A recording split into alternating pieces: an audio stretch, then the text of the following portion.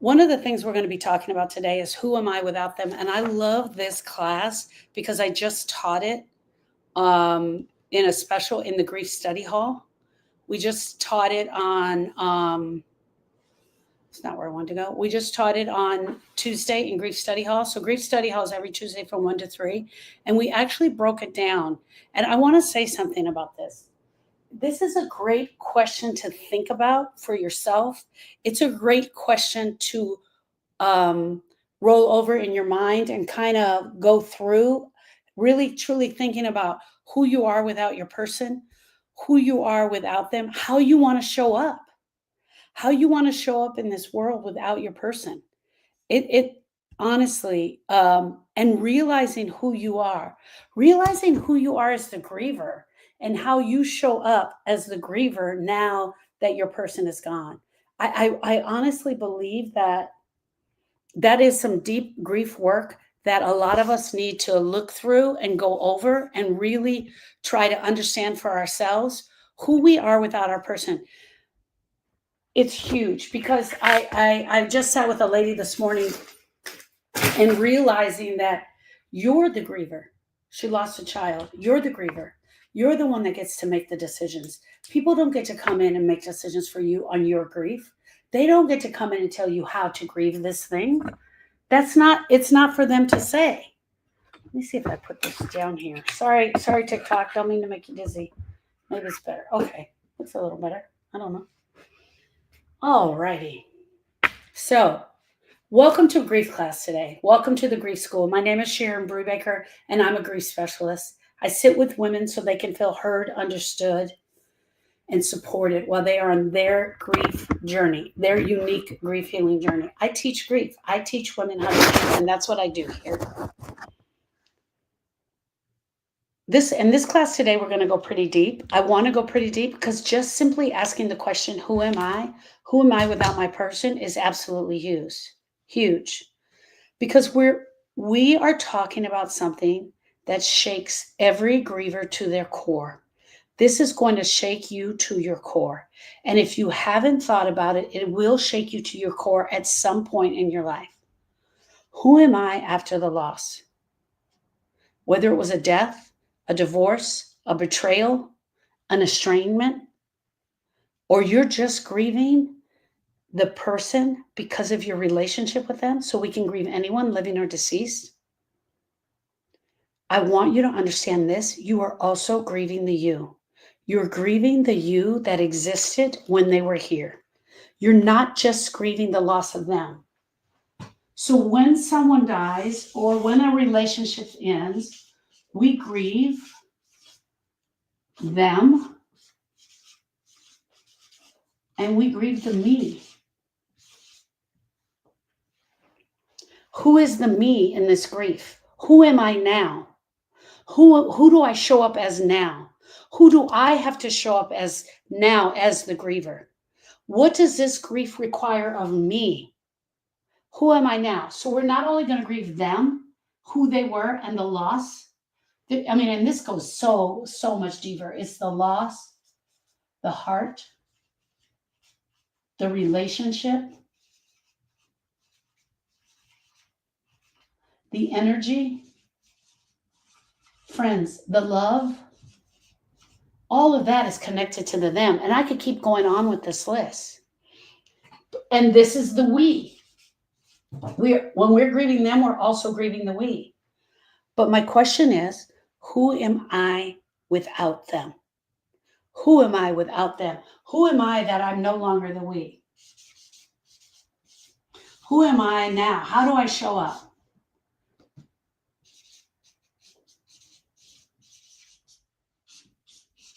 How do I show up now? How do I show up as a griever now? Who am I without them? You're grieving the you. You are 100% grieving the you that you used to be. You are grieving the you. Part of your identity is lost, my friends. When you have someone who leaves you through death, divorce, breakup of a romantic relationship, or estrangement, when you have someone who leaves you, who are you now without them? That's the question. Who do you become without them? When your person leaves, it doesn't just break your heart, it breaks your sense of self. Here I am. I was a we. We were together. We did things together. And now your sense of self is broken. You were someone's mom. You were someone's daughter. You were someone's wife. You were someone's best friend. You were someone's caretaker. You were someone's lover. You were someone's partner. You made decisions together. You made decisions together as a team. And then one day, all of these roles disappeared. I want you to understand, you can be the mom and the best friend. You could be the mom, the daughter, and the best friend. There can be multiple parts of your personality tied into one relationship. And then one day your role just disappeared. It leaves a blank space in your identity where that used to reside, where it used to live. It just leaves a space. I think a lot of people don't realize that this is going to happen. Of course they don't realize it's going to happen. It's never happened to them before. One, they don't realize it's going to happen. It's never happened to them before. But the second thing is they don't know how to articulate it, and they don't know how to talk about it, because other people who haven't been through this, they're not talking about it. They're not sharing about it. What do I do now? Who am I now?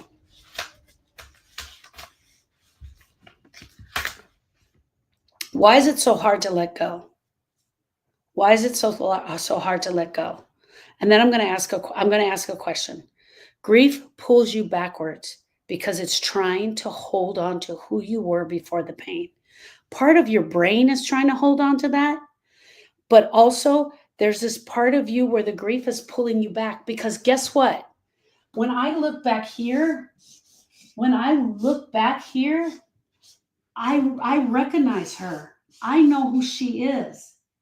I see her. She was smiling. She was having a good life. She had a big heart that she was willing to share with anybody. I know her.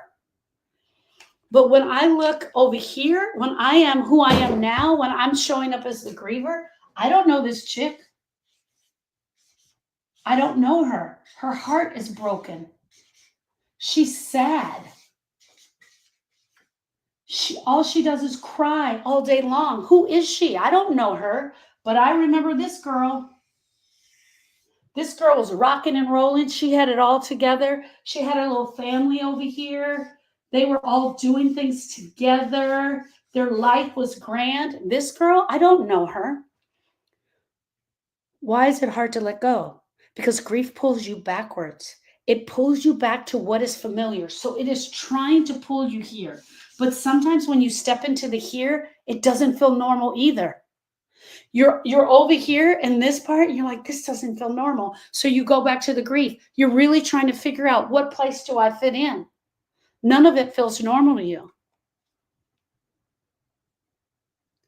And that's okay, my friends. I want you to understand, this is what grief is. And this is a human experience. It wants to go back to here. It wants to go back to what it had. It wants to go back to where the life was okay. It can't figure it out, because when we look this way, there is nothing going that way that I want. The only thing going that way is me admitting my life does not have him in it with me anymore. Me admitting that I can't get through this without them. That's the only thing going this way. And for some of us, our identity feels very hollow. You can't go forward, but you can't go back either. And this is where we talk about the tween. You are forever stuck in the tween. You're not forever stuck in the tween, but for the grief healing journey, you're in the tween. Going forward doesn't feel comfortable. It doesn't make sense. You want to go back to what you once knew, but you can't go there either, because you're not her. You're not this girl anymore. This is the in-between. This is where we are in limbo in grief. Now, here's the other thing that's happening here. No one knows how to help us. No one talks about the grief. No one is there sharing about the grief. No one is talking about how bad it is. No one tells you how much this is going to hurt, but they have advice for you, and they have some damn good advice. And one of the things that they will often tell you is move on. Move on, girl. Get over it. They have no idea how bad this feels, and the advice that they are giving us is not helpful at all. This is the in between. This is the limbo. This is the part where you have to start rebuilding. This is the part where you have to realize I'm on a grief healing journey, and it's going to be my job to get me out of this mess. But you're not sure how. And that's where I come in. Okay. I have some journal prompts I'm going to leave in the Facebook group for you guys. And I am going to ask some questions today. I want you to understand something that's really important for this gal, for her, for the griever, for my grieving friends. I'm going to draw her again because we're going to bring her forward. Oops, her eyes aren't equal. Dang, Sharon. Poor thing. She's got a thyroid condition. See if I can fix that. I don't know. I don't think I can fix it. All right, you guys. Sorry about that. Okay, here we are. Here she is. You are not the same. She's not the same.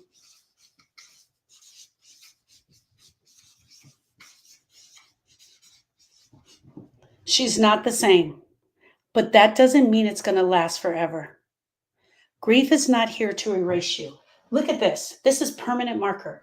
Your grief is not trying to erase you. We are not trying to take you out. That's not what we're trying to do. But you must learn how to evolve. She's not the same, but she has to learn how to evolve.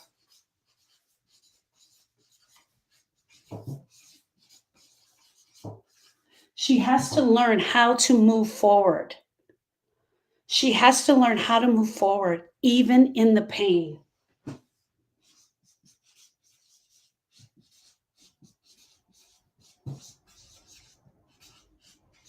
She has to learn how to move forward, even in the pain. You don't have to move on. That is such a ball of crap. You don't have to move on, but you can start moving forward inch by inch and step by step by discovering who you are now. Who is she now? Who does she want to be? There are times when we're working with grievers, and they've gone through all their grief work. They're not exactly back on living their best life, but they've done a lot of work and they're back there, right? They're really back. They see their heart is feeling better. And there comes this moment where they're like, my classes might be slowing down. They're not going to as many classes because we've done all of the work that we can do. And they're just all of a sudden, they're stuck in this, what the hell? Now what? Once you've done your grief work and you've done your grief healing journey, sometimes when we step off the grief healing journey, that's when this happens. You've done the work, you're not in pain, but you're still trying to figure out, who am I next? Who am I next? What do I do next?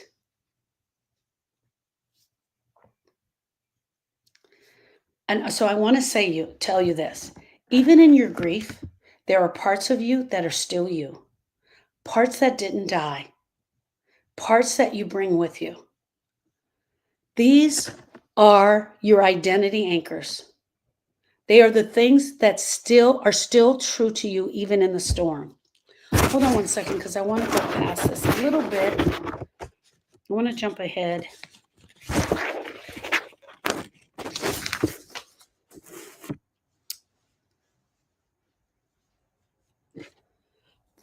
Who are you now?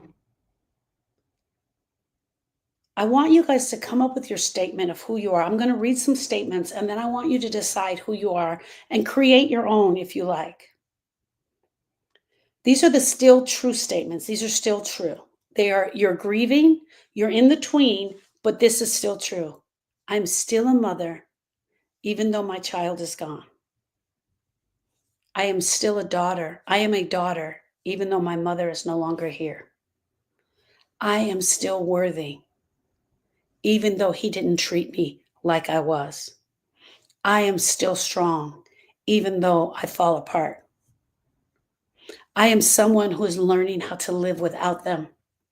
That one is really hard. These are becoming statements. These are the statements of someone becoming. I'm learning, I am someone who is learning how to live without him. Becoming statement. I'm someone who carries love and pain in the same breath. I'm someone who is surviving the impossible. I'm someone who shows up with the grief and all that it holds. I'm someone who honors them by learning how to grieve for myself. Rosa says, I have to live. Here's some grief-informed identities. I am a witness to deep love and deep pain. I love this one. I am a witness to deep love and deep pain. I think that's me. This is totally me because I witness your pain and your love every single day. I am a woman whose life has forever changed, not ended, but changed. I am someone who knows how fragile life is. I am a truth teller. I am someone who can carry them forward in my heart and not leave them behind. Who am I without them? This is, if you're in a negative place in your grief and it's really heavy, I wanted to give you an option. I am untethered. I am consumed by guilt. I am emotionally numb. I am filled with resentment. I am lost in self-doubt. All right. I just wanted to go through those because it changes, right? It changes and it evolves. I am broken, but I might talk to you 6 months from now, and you're like, your statement right now might be, I'm broken, but 6 months from now, towards the end of the year, you might be, I'm learning how to do this. It evolves and it changes, and your statement is going to evolve and change, and who you are is going to evolve and change because grief doesn't just go like this. This is not your grief. Your grief is like this. This is your grief. And one day you're going to be right here and you're going to be like, this is the worst thing ever. But I actually might meet you again right here. And you're like, I'm learning. I'm heavy. It's heavy, but I'm learning.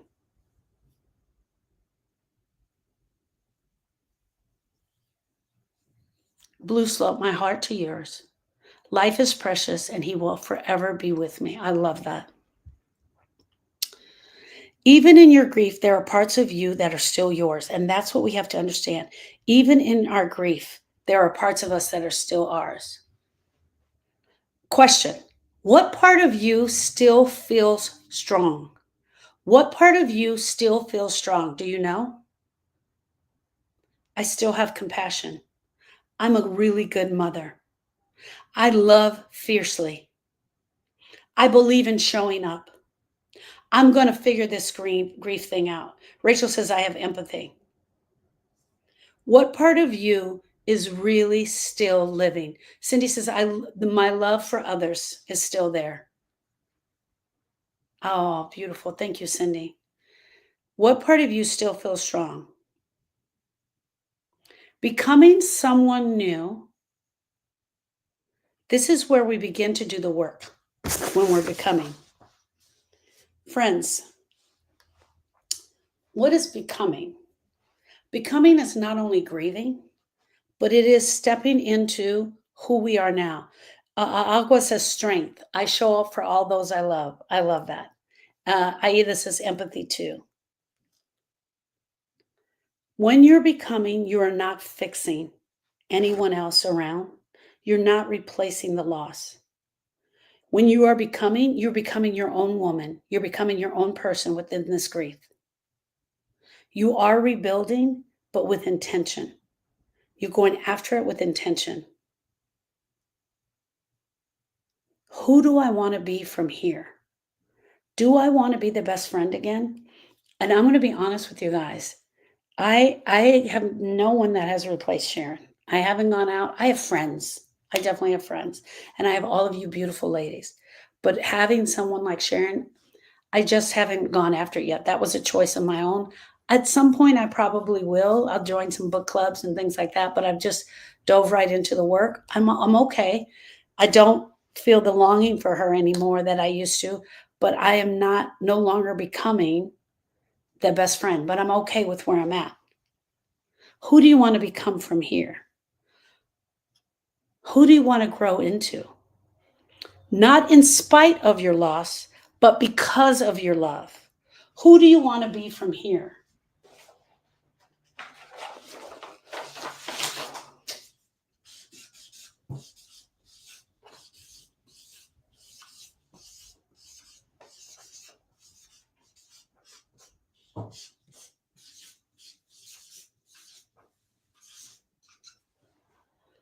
Who do you want to be in this grief?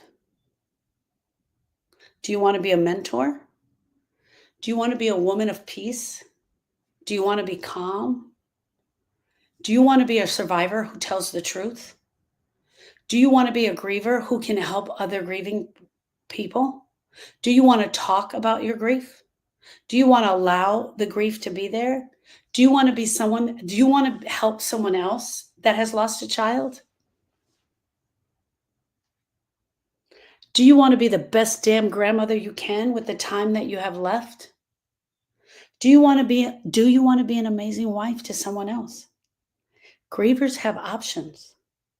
Grievers have options. And deciding who we're going to be.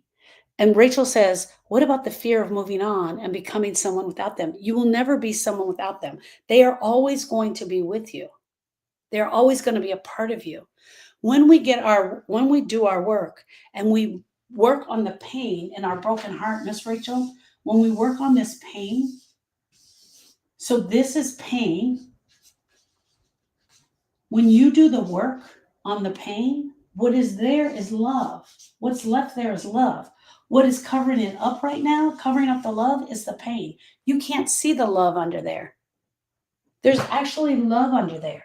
But on top of this ugly black stuff right there, when we get that out, which is the pain, what comes out is the love. Once you uncover the love and the love is exposed, right? And the love is exposed, you take that love with them, for them, everywhere you go. But for a lot of us, the pain starts to become familiar and we cling on to that pain like nothing else. This is the before, and this is the after. We have them with us for the rest of our lives in our heart. You're never going to move on. You're not going to move. You don't move on. You go through it.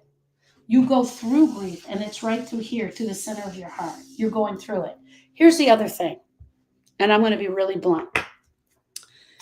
You're going to either go through this grief and go through this pain, move to the other side, and move into the after, and have a heart that's filled with love for your person, where you're talking about your person, you're sharing about your person, and you take them everywhere you go. I'm doing well. How you doing, Flo girl? Fly girl? Or you stay like this for the rest of your life. You have an option. I'm not going to force you to do the work. You have options. Grievers have options. They have choices. Not doing the work is a choice. This is not moving on. This is staying stuck. You're not moving on. You're working through the pain. That's the only thing we're going after, is the pain. You don't forget them. You don't forget they existed. You don't stop talking about them. Your heart should be filled with more love of them, not the pain. We are allowed to change, my friends. We are allowed to change. It's the worst thing ever, the worst thing possible has just happened to us. And you are allowed to change. You get to grow through this pain. You get to look at every aspect of this pain and go through it. It is okay for you to change. You're going to have to change. That's the only way through it, is through change. It is okay for you to heal. You're going to have to heal.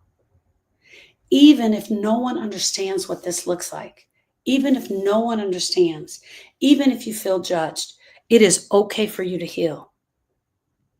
The version of you that existed before the pain, she's scared. But she's not the only version of you that is ever allowed to exist. She is not. I personally have not lost a child. I've lost 2 nephews, Austin and Donovan. I lost my dad, and I lost my best friend, Sharon.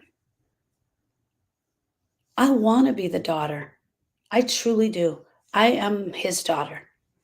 I am the daughter of Roderick Anthony Honore. I am his daughter, 100% through and through. I'm not physically his daughter anymore. He's not physically here, but I did not replace that loss. I did not fill it in with anyone else. I am Sharon's best friend, and I will forever be Sharon's best friend. And Sharon will forever be my best friend. And I love her. I'm able to look at pictures. I'm able to share about her. I'm filled with the love of her. She would be so proud of me right now, y'all. She would be so proud. She probably wanted me coming on my lives.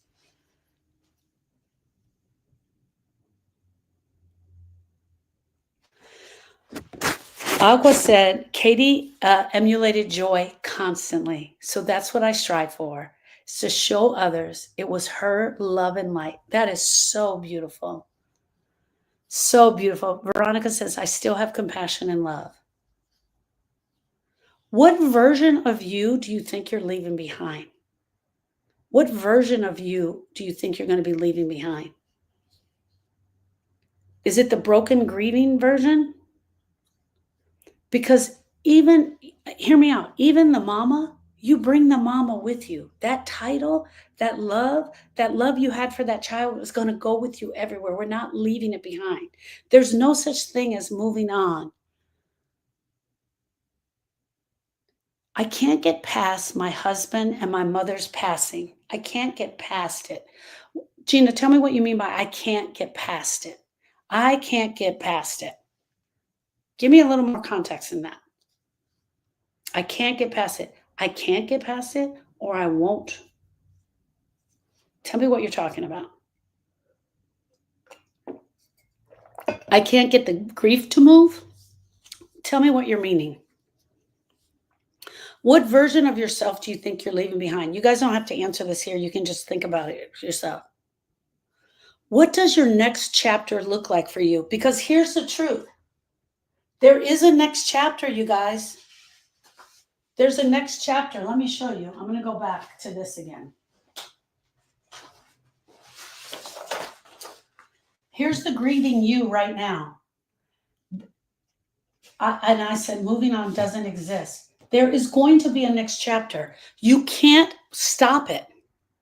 I'm so sorry to tell you that the calendar cannot be stopped. Hey, Miss Wendy, so glad you're here. It's unbearable. You haven't been able to figure out how to navigate through the grief. I get you now. The calendar is changing. The clocks are ticking. There is nothing that we can do about time. It is going to march on. And it's going to march on right through your grief. But you, the griever, has the choice to decide how this marching on happens. You get to decide how the next version of you shows up. Who is the next version of you?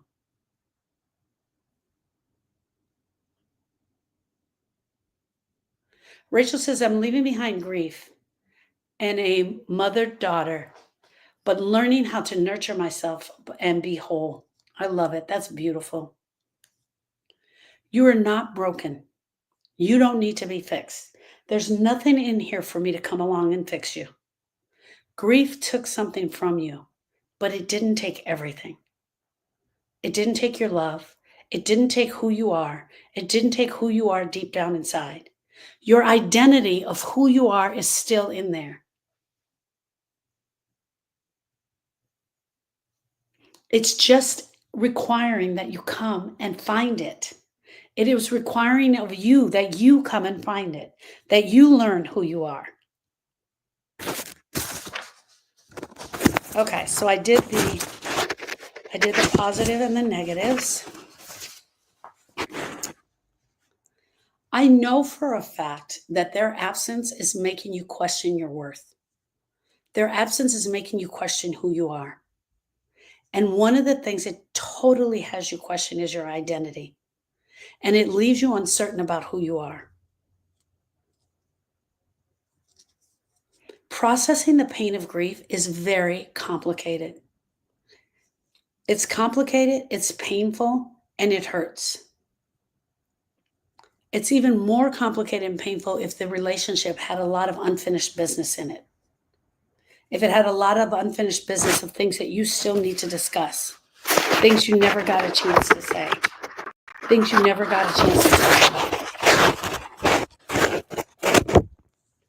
So let's talk a little bit about processing grief and finding out who our identity is.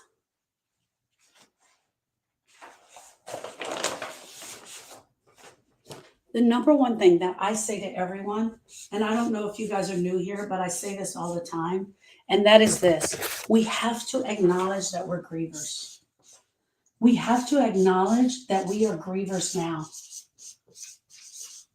We have to acknowledge that we are grievers, and we have to validate our own grief. Because why do we have to validate our own grief? Because they're not coming. They're not coming to validate it for you. They're not coming to tell you this is okay. I'm writing the book right now, you guys. I didn't bring it out because Erica's book is coming out. Unfortunately, she and I were not talking, and they clashed, and hers came out on the 29th. Mine was supposed to come out on the 30th. And I want to really honor Erica. She's my baby sister. She's someone that I love, and she wrote an amazing book, and I really want to honor her. And for all of you that are mothers, she's going to be here Sunday sharing at 9 a.m. She's going to be talking about surviving the holidays as a grieving mother for not one child, but two, and what it meant to go through those first holidays, weeks, and months without her children. So she's going to be sharing that this Sunday here in the live at 9 a.m.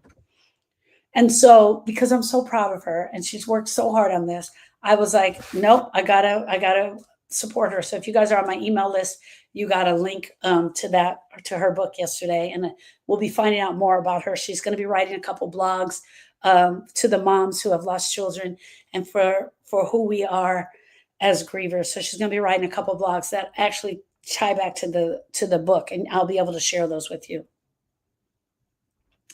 But we have to acknowledge and validate our emotions. So we have to acknowledge that we're grieving. We have to validate our emotions.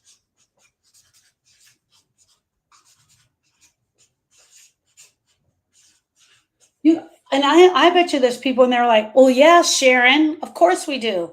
I am telling you that there are grievers out there that are not even acknowledging this simple fact. I am a griever. I am grieving. This hurts. I am grieving. This hurts. This sucks.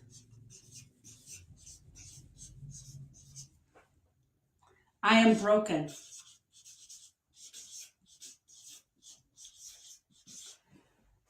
Friends, I'm telling you, there are grievers out there that haven't even just acknowledged the grief.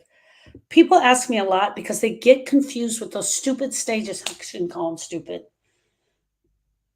The outdated stages of grief. And one of those is acceptance. And so a lot of times people come up to me and say, when will I be at acceptance? When will I have acceptance? I don't buy into acceptance. I'm sorry. I want Sharon here with me. I want Donovan here with me. Acknowledge that you're a griever, because what happens when you acknowledge? You stop resisting. When you acknowledge that you're a griever, you stop resisting and you stop pushing back. It is common to experience a mix of emotions. When grieving someone that has caused you pain, you might feel sorrow, loss, what could have been. Your brain starts searching all of the things. You might go through these statements 20 times a day. I'm grieving. This hurts. Man, this really sucks. I'm broken. I can't do this. I can't do this without him. I can't imagine I'm not going to live the rest of my life without him. How is it that I'm never going to see him again? All of those thoughts come through your head. All of those are fine, but you've got to acknowledge for yourself. I want you to sit back. I want you to take a breath, and I want you to say, I acknowledge I'm a griever, period. That's it. Acknowledge you're a griever and that this thing is going to hurt and it is going to be very painful. I am a griever. Once we get to that part, then we can start moving on. Number 2 is seek support. I messed up my list already because I went on, so I'm going to put it over here. Number 2, seek support. Don't just try on one bit of support. That is really ugly. I'm going to change this thing. Seek support. Don't just try on one bit of support. Try on a couple. I'm going to tell you the best place to get support. It is in the grief school. It is in grief study hall. It's every Tuesday from 1 to 3. Try it out. See if you like it. See if it is for you. Can't talk. I'm right. This is a mess up. Don't acknowledge that.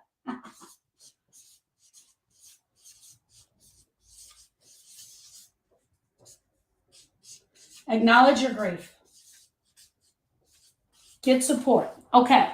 So you can get support. I'm going to write this on one line. You can get support in the TikTok lives. You can get support on Facebook, in different Facebook groups.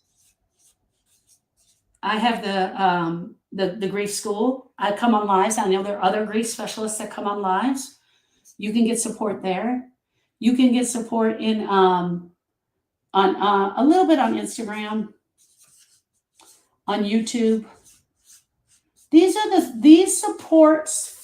supports are where you're listening and learning the trainings, and other grievers are coming in, they're sharing their story and they're asking the questions, and you're like, oh, she articulated exactly what I wanted to say. That's that support, right? You can also get support by joining live groups and online groups.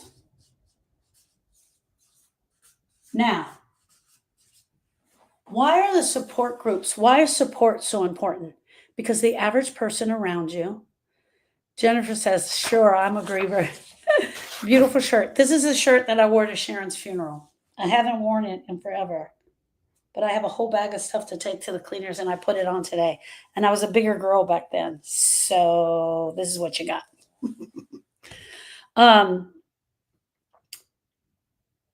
Grief support is important because you need to feel listened to. First of all, the griever needs to talk. You need to feel listened to. You need to feel heard.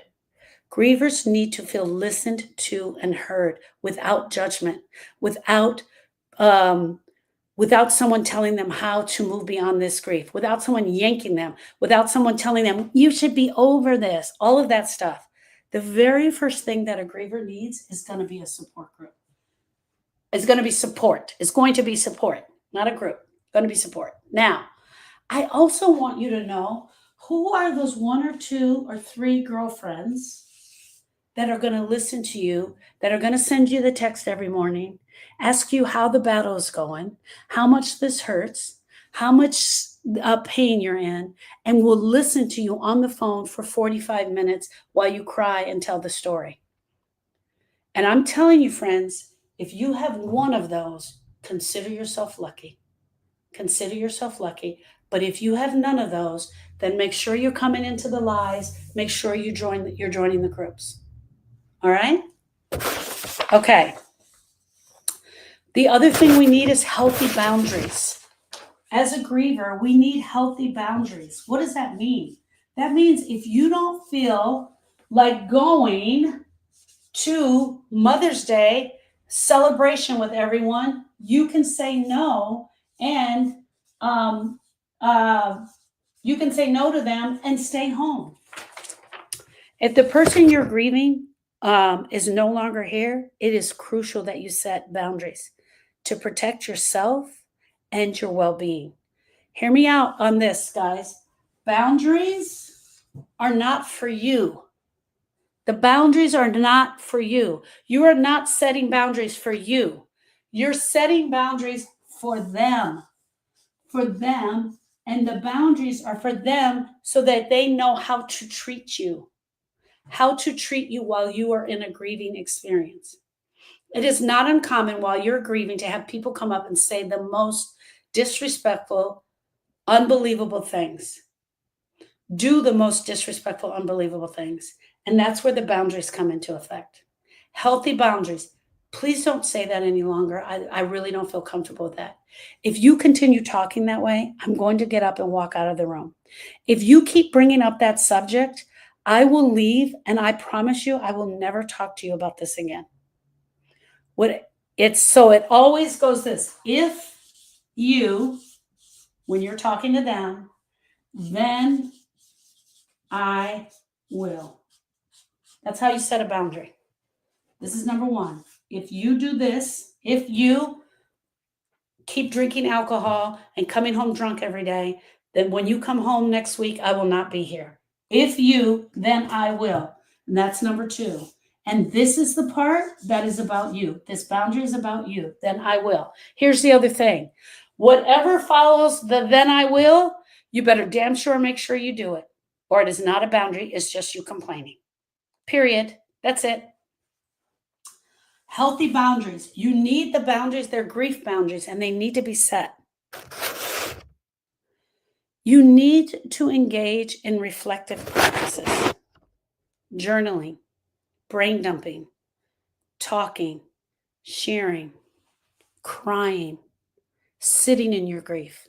You need to engage in reflective practices.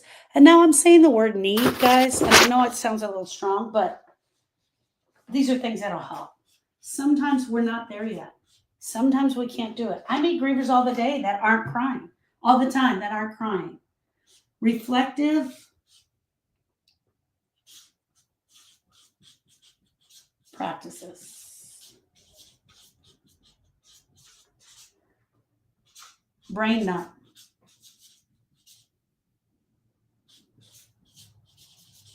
Emotional dumps. And these can happen 20 times a day.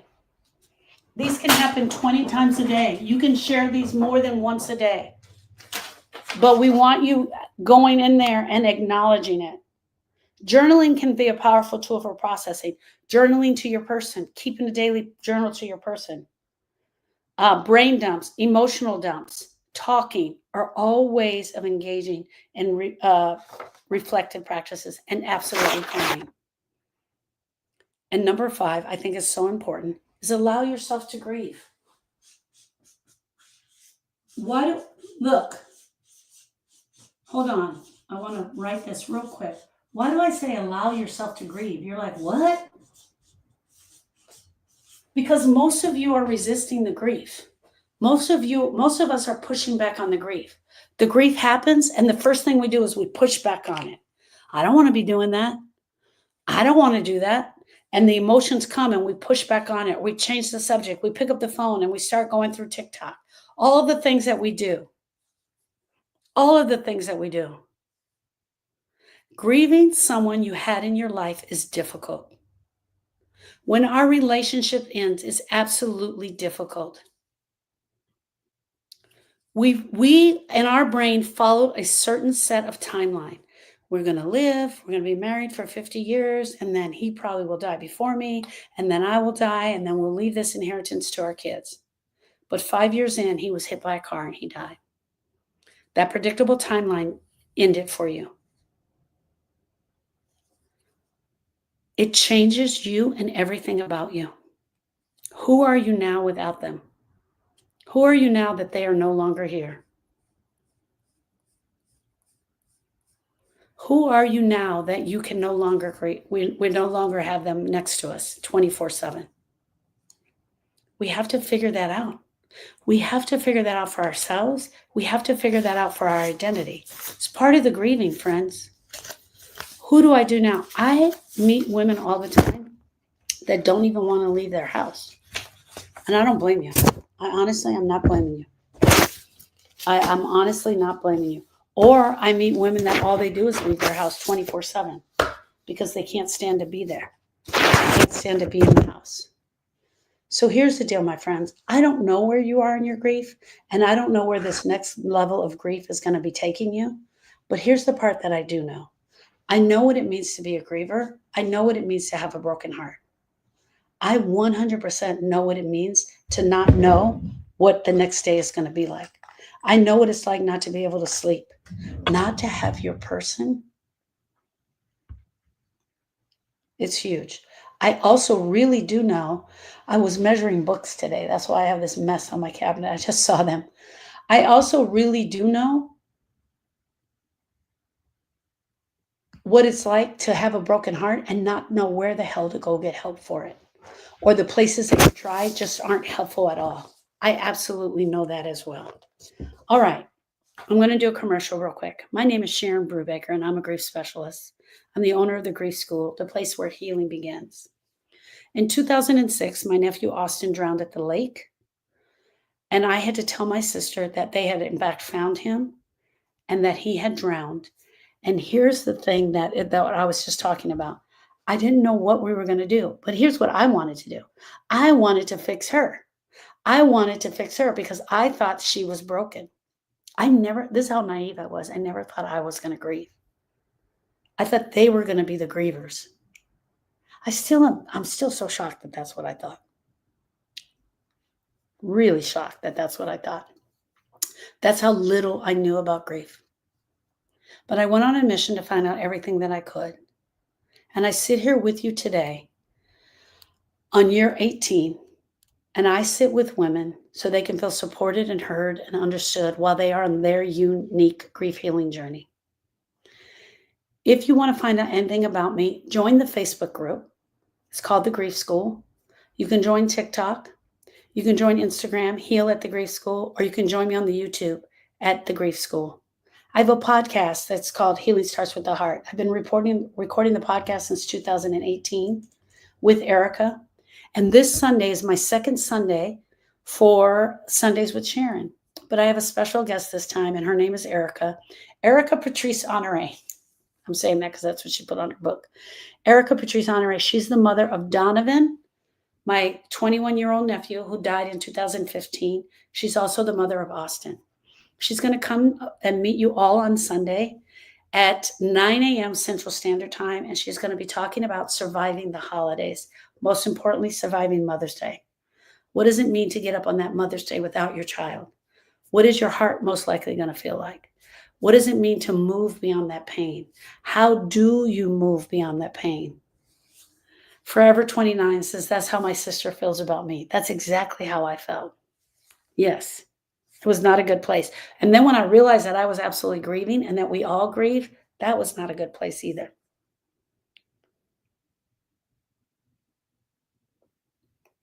Friends, there are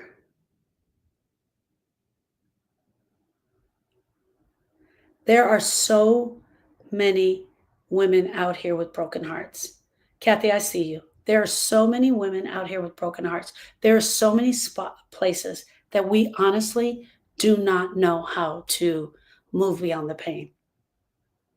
It is going to be up to you to take the first step onto the healing journey. It is truly going to be up to you. It is going to be up to you to come onto your grief healing journey and acknowledge that you are grieving. That's the first step, that you're a griever. Kathy says, hello from Dallas, Texas. Darling, I'm needing grief counseling.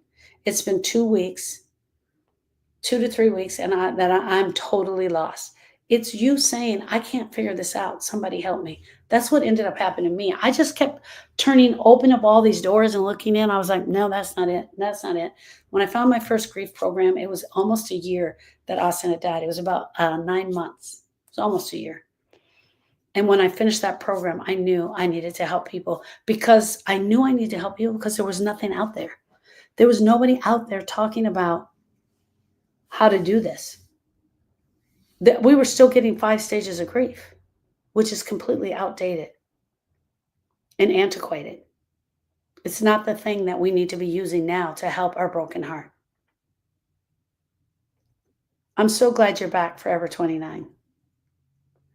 Okay, friends, that's the end of the class today. I want to let you know that on Saturday,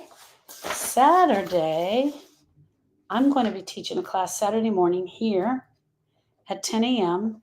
And I don't know the name of it. Hold, please.